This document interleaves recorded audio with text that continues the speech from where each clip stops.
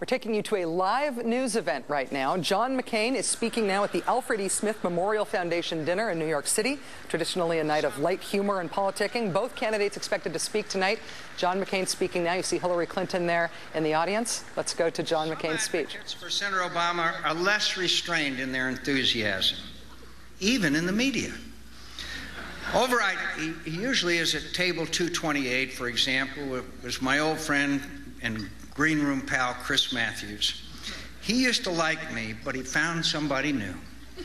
Somebody who opened his eyes, somebody who gave him a thrill up his leg. And we've talked about it. I told him, Maverick I can do, but Messiah is above my pay grade. You know, it's going to be a long, long night at MSNBC if I manage to pull this thing off. For starters,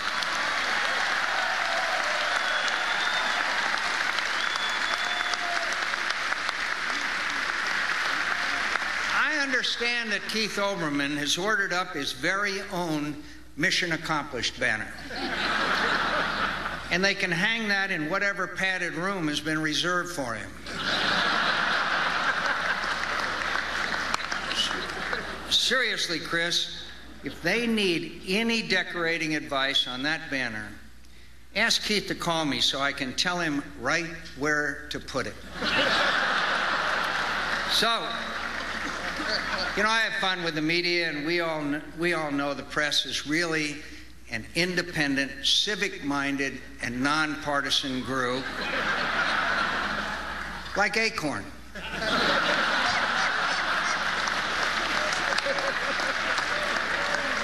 In case you haven't been following my opponent's Get Out the Vote campaign, Acorn is helping to register groups previously excluded, overlooked, and underserved. Second graders, the deceased, Disney characters. In Florida, they even turned up an Acorn voter registration form that bore the name of one Mickey Mouse. We're checking the paw prints. Although I might let that one go, I'm pretty sure the big rat's a Republican.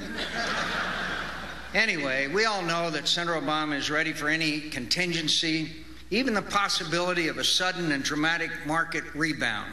I'm told that at the first sign of recovery, he will suspend his campaign and fly immediately to Washington to address this crisis.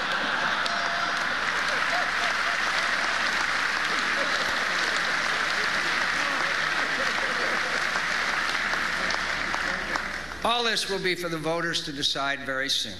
And though I do trust we can keep the turnout amongst deceased and fictional voters to a minimum, I've come out on both sides of elections, and I've never lost my confidence in the judgment of the American people. In the military, they work pretty hard to impress the chain of command on your way of thinking. And one way or another, on the 4th of November, word will come down from the top of the chain, and Senator Obama and I will both receive our orders. I don't want it getting out of this room. But my opponent is an impressive fellow in many ways. Political opponents can have a little trouble seeing the best in each other. But I've had a few glimpses of this man at his best, and I admire his great skill, energy, and determination. It's not for nothing that he's inspired so many folks in his own party and beyond.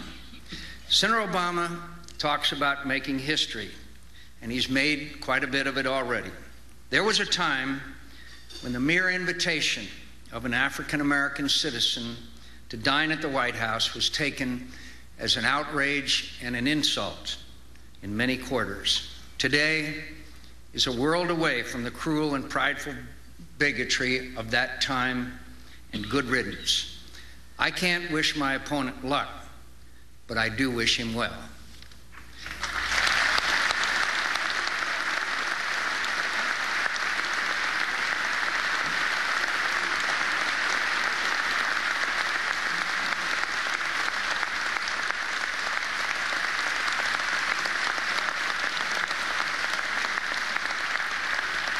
Whatever the outcome next month, Senator Obama has achieved a great thing for himself and for his country, and I congratulate him. In his own day, Governor Al Smith achieved great things as well and traveled a harder path than most any presidential candidate before or since. America will always remember the boy born in an old tenement on South Street in Brooklyn, who was 4 times elected governor of this state, and the newsboy and fishmonger who went to St. James Parochial School, and at his death received an apostolic benediction from the Pope himself. At the Al Smith Foundation and at the New York Archdiocese, you're carrying on the spirit and work of this good man with your service to the poor, your comfort for the sick and needy, your belief in the dignity of life, especially your gallant defense of the rights of the unborn. I'm proud to count myself as your friend and ally.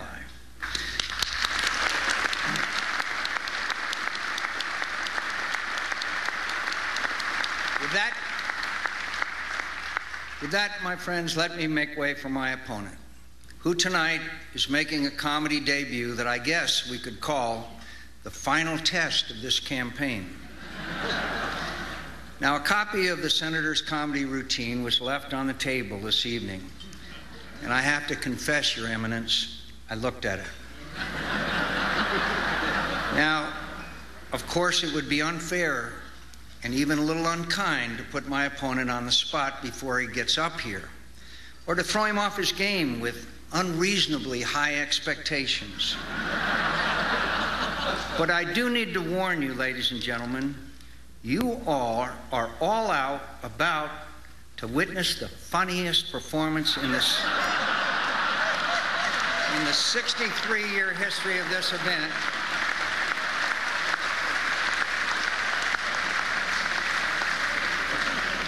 Let's not add to the mounting pressure he must be feeling.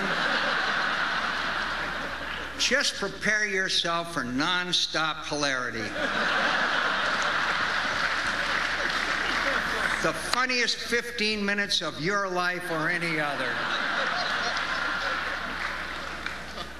I think he knows that anything short of that would mar the evening, insult our hosts, and perhaps even cost him several swing states.